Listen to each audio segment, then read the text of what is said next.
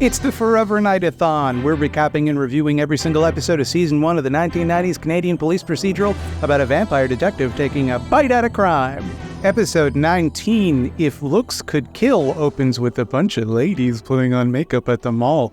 But one lady, in particular, Norma Dean, doesn't like that this other lady is giving her the hard sell about getting a makeover. She doesn't have time for that, you see. And her POV shot starts to get all distorted and shit. So, of course, she pulls out a gun and shoots the saleswoman. And then the security guard comes in. He's like, what's the big idea? We don't let customers shoot people in here. And he kills the murder lady. What a weird thing to happen. What a strange day at the mall. Nick and Skanky look into it, and Skanky then openly lusts over a 15-year-old girl. Mrs. Birgitta Schneider. Oh, man, I love this woman. Too bad it's only a shot of her face because she has one killer body. I mean, I worship this woman. That woman is 15 years old. Cool, good, and normal. Still seems like there's not a lot for Nick to do on this particular crime. Case closed on this one. Norma did it. That is until Norma's roommate also kills a guy in mysterious circumstances that are completely out of character. This guy, who is her personal trainer, what he was doing was like picking her up and forcing her to exercise and like not letting her leave and berating her and yelling all sorts of insults at her. So she hits this dumbbell with one of those like handheld exercise weight things. What could drive an ordinary woman to kill someone like this? Answer. Exactly what that guy was doing, exactly what we saw on screen. That is a situation where it does seem like it would behoove you to kill that guy because he was assaulting her and he seemed genuinely like a big threat. He's a huge man who was picking her up and making her do things against her will. Kill him. Sure. I could see why she would be frightened by that. The roommate then throws a fit in the holding cell wanting to talk to her doctor, who is a plastic surgeon. And they're all like, okay, well, I guess as homicide detectives, we should go find your doctor. In Nick's flashback, he remembers this lady, the Baroness. She figures out pretty quick he's a vampo. Don't worry about how. And she's like, dude, vamp me up. I'm tired of being an old crone, a withered, disgusting hag. And Nick's like, nah, no way, you're cool. I like you. You're smart. I don't want to make you a vampire. I'm a sapiosexual.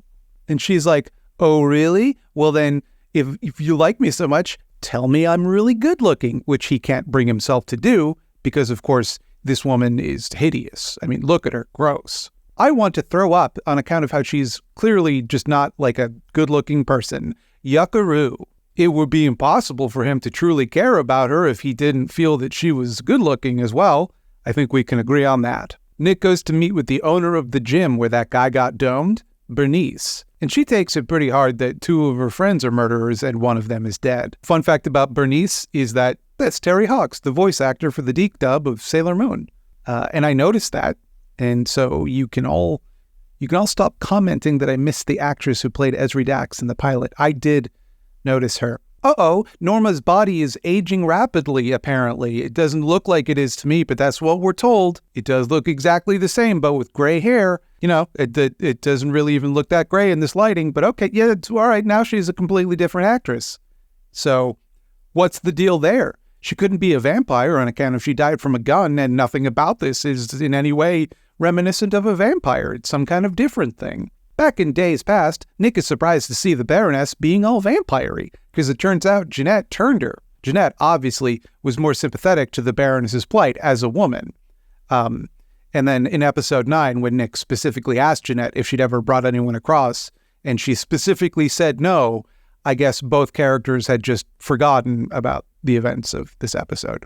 Then the roommate's doctor arrives and, wouldn't you know it, it's the Baroness. She hypnotizes the guards and takes her patient away for more treatment. Guess what, dummy? The Baroness is using her vampire blood to make old ladies become young and the beautiful again. That's how come all of the pretty ladies had old lady names. And at one point, Bernice also makes reference to having been alive during World War II, and Nick doesn't even blink an eye. Everyone is mad at the Baroness for this. She's evil for doing this. Just look what it did to Bernice. She's so I mean, they make a big fuss about how bad she's supposed to look here, and I don't know, she looks fine to me. Like her eyeshadow is pronounced. Is that the issue? But anyway, that's why the Baroness has to be stopped, is because of this. Which actually is kind of fair now that I think about it, because the treatment does send all of these women into a murder frenzy eventually. But then she gets shot and turns back into an old lady, which shocks the Baroness into realizing the error of her ways for some reason. Nick walks Bernice home, and she's old now. She learned to let go. Good for her, I guess. She didn't have a choice, but fine. I do feel like it's not a moral good to get old. It's just something that happens to you. You just do it. You do it no matter what, or you die. So, I don't know. This one's about beauty standards and how women are pressured to look young, but it doesn't really have anything to say about that. Well, like, I guess that, nominally, it's that women should not feel that pressure. Okay, true. Good point. But like, yeah, obviously. As to what Forever Knight thinks should be done about this problem, well, for one thing, don't drink vampire blood about it. And again, yes, true, I agree. Good point. I do feel like most women already know not to do that. It would have been nice if maybe we got to know some of these women and why they felt pressure to look young, so that we could sympathize with them even a little bit. Like I guess the Baroness at least is upset that she's no longer considered beautiful because, I mean, obviously, look at this disgusting hog person.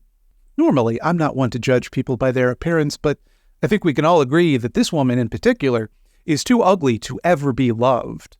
Not like this slightly younger woman. What a night and day difference, I think we can all agree. 6 out of 10. Not a great episode. And I'd like to thank the people who will forever be my knights over at patreon.com/scaredycats. In particular, I'd like to thank Verbena, Cooper Holmes, Joe McClory, Liz Widow, Maston Ginger, James Garford, C.H. Phillips, Gideon, Charlotte Hollingsworth, Devin Kaler, Spooky Heather Sylvia, and definitely Todd. And I, Bobby Duke, the star of the channel, would like to thank the following people who's also the stars of the channel on account of their support on patreon.com/scaredycats. We got Jay Torney, Schadenfraulein, Lanston, Rachel Rat, Kato Moore, Carpad, Josh Manez, Hyla Tracy, Louisa Prito, and Jesse. Well, can you believe the shenanigans Nick Knight and his pals got up doing this one? Hey, we're gonna keep going all January, baby. You wanna get these videos a day early? Go on over to Patreon. Oh, wait. You can just wait. I mean, how bad do you need it,